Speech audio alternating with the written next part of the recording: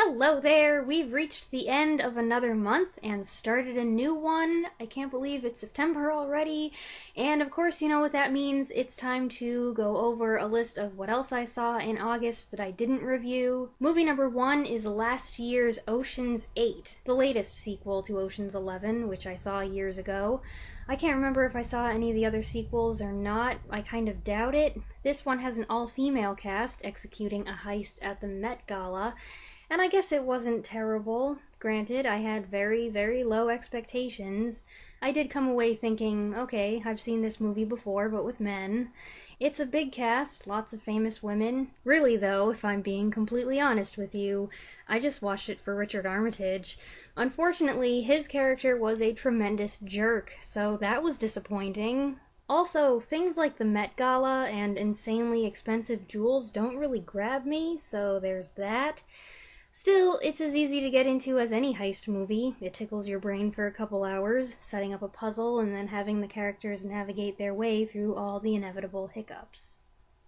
Movie number 2 is 1943's Watch on the Rhine, which is a war drama about a German fascism fighter and his family who have escaped to his wife's home in Washington, only to find they're sharing the space with a Romanian diplomat eager to get back in the good graces and flush money of the Nazis at the German embassy. Paul Lucas was good and Lucille Watson was amusing. Both are reprising their roles from the Broadway play, and the movie's a unique one for 1943. But for me, it was hampered by two things. Number one, the performances of the three children, who I grant are supposed to be inexperienced English speakers, but they talk like robots and it's very distracting. And number two, every time Bette Davis opens her mouth, it seems Max Steiner lets loose with the inspiring music, and it's just way too much. It undermines the strength of the script and makes her performance seem over the top. And I'm not usually annoyed by Steiner's compositions like that, though reportedly Bette Davis was.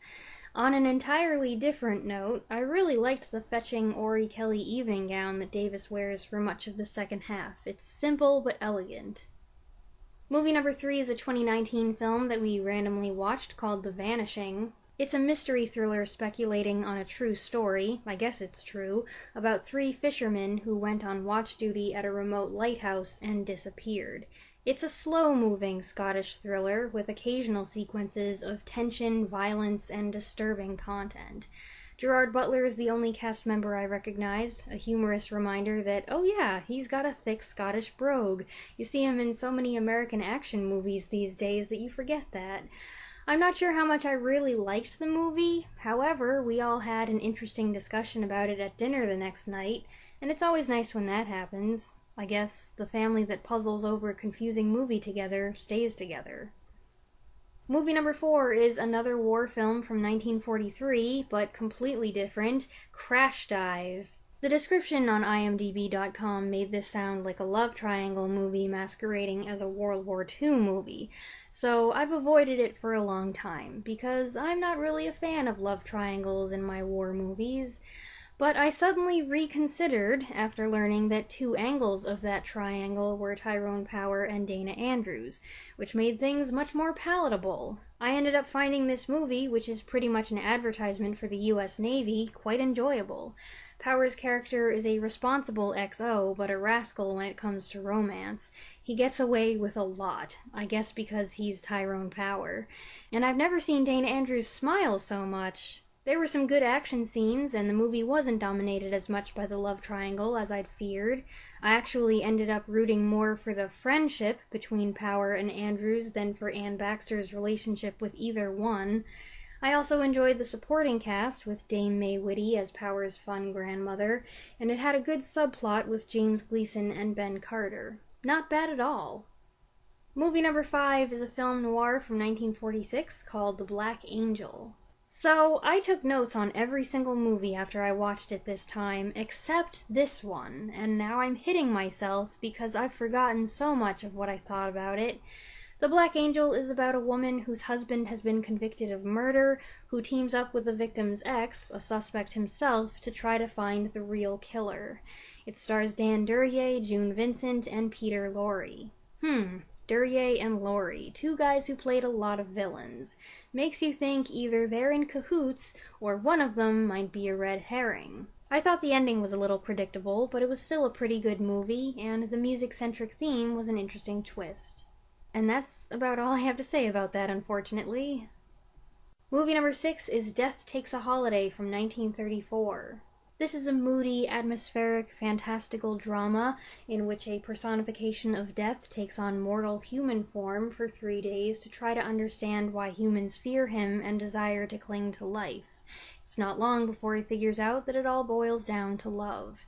I'm sure most people are more familiar with this as the premise of 1998's Meet Joe Black, but before there was Brad Pitt, there was Frederick March. There are some very good special effects for Death when he's in classic shrouded specter form, and when he becomes human, March's death is appealingly suave, even if he's a little clumsy and morbid when it comes to social graces. The film also boasts some nice camera work, making excellent use of the large, lavish sets of the foreign villa where Death is staying. It does have some traits of a universal horror film, but I wouldn't call it a horror film outright, and certainly this personification of death, though he can be imperious and angry at times, is no monster.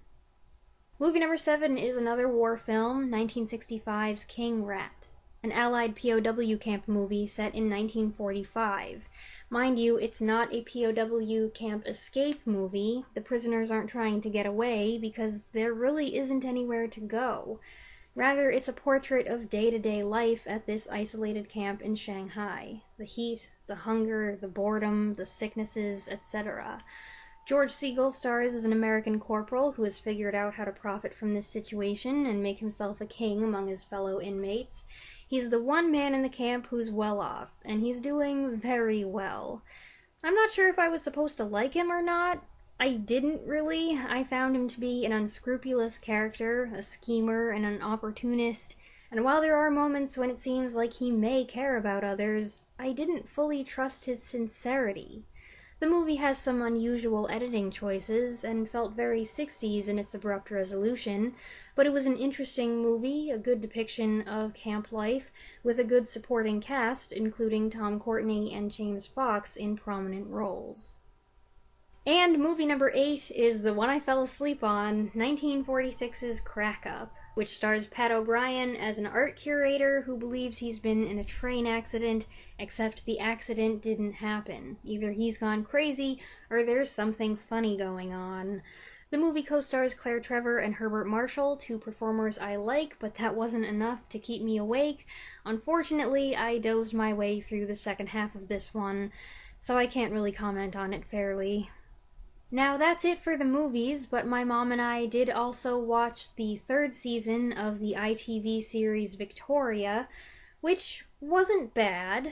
It's a well-made show, the acting is good, it has a lot of compelling storylines, the costumes are really well done, but I do have problems with it.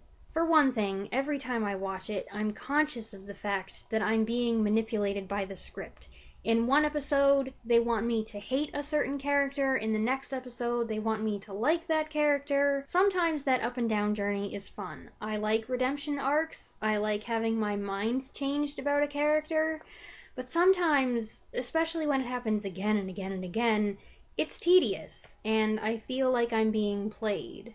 For another thing, I end up questioning every single plot point because there's so much in the show that is fabricated to create more drama. Victoria is the main character, and everything happening to her is the main plot line, but apparently her story is not interesting enough to carry the whole show because a lot of time is given to fictional characters.